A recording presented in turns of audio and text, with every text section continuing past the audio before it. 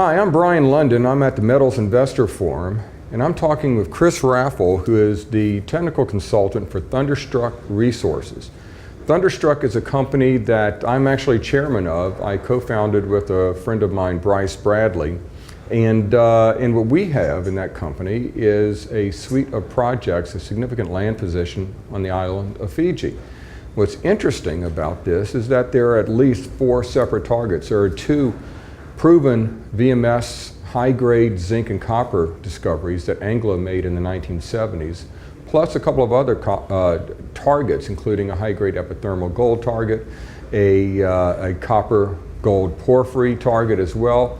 But all of these projects were drilled or explored in the 1970s and virtually left lying there for decades. So quite literally, Chris, as our technical consultant, is coming in out of the Fijian bush, knocking the mud off of his shoes right now and standing in front of this camera and reporting live for us what he's found. So Chris, first, I know that you didn't really focus on the 2 proven VMS discoveries in the field work because the thought is that that's really to be left to a larger company. But you've done some modeling on that. Can you talk a little bit about those? That's right, yeah. I mean, the last few months we've really gone to all the Fijian data that we can gather and pulled it together and tried to get it into the real world, into the modern digital age.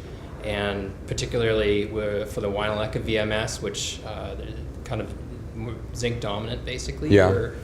We 3D modeled everything and sort of brought that data into the real world, and we're very confident with where the drill holes are now. Those are some things there was a lot of uncertainty with before. Right.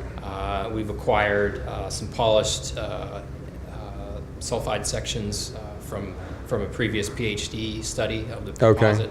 So we feel like we have a really good handle on the 3D geometry of that now.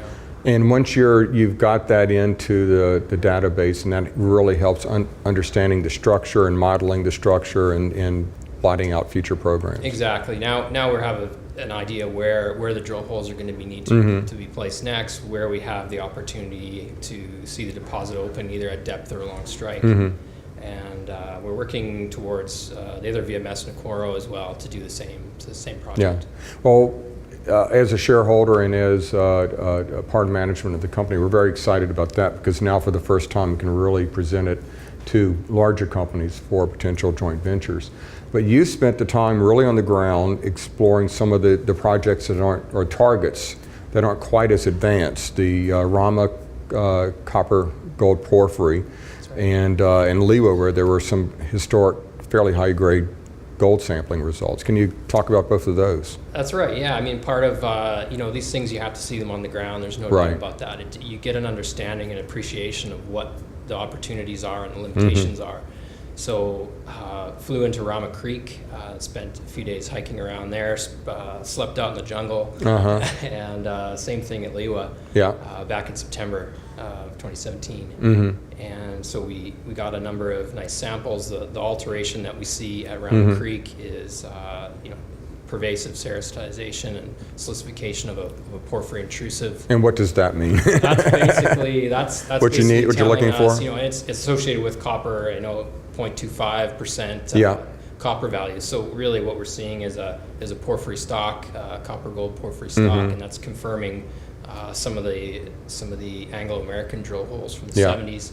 We were able to locate all 4 drill collars in the field with casing still sticking out of the holes. Oh, really? So and one of those holes, I think it was hole 1, was over 200 meters of copper gold porphyry. That's right, so down to 250 meters and bottomed in mineralization. So there's a strong case that this thing is just ready to continue exploring. And I guess I was surprised to see that there were some surface gold anomalies around that Rama. I was thinking of it more as a copper porphyry.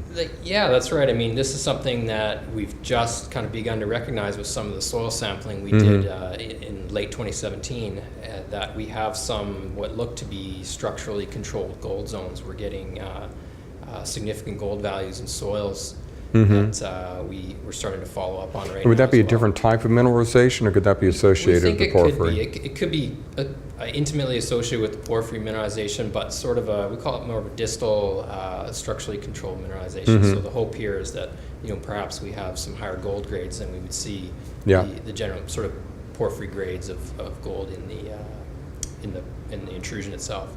And what about Lila? Lila is, it's grassroots stage. Right. It's really a collection of moderate to high grade rock samples up to about an ounce per ton in outcrop. So, and a large, in particular, the Lila Ridge has a large, approximately 60 meter wide alteration zone that heads down both sides of a ridge, and it's associated with 5-6 gram rocks and flows. The nature of this stuff is really unknown at this time because there's no actual pure outcrops that we can pull structures off of and get a. So really early stage stuff there. Yeah, that's right, and that's the focus of the work that we did in late 2017 was to try and do some auger soiling and some pit sampling to try and gain some more information and get a bit of more of an idea on where the potential strike directions are. It's interesting to me that these targets have been virtually, I'd say, unexplored. There's been some work done on them, but not significant work. And now, for the first time, all of the land claims are all cleaned up, are all ready to go. All the data is digitized, and it's exciting. There's it runs the gamut of really proven discoveries, 2 proven discoveries, and some very exciting early stage exploration targets. And one of them, early stage, really, as you said, of 250 meters of porphyry rock is a good place to start. Yeah, exactly. I mean, I think Thunderstruck's a bit, what I'm seeing in Fiji, I guess, right now is a bit of a resurgence in exploration there.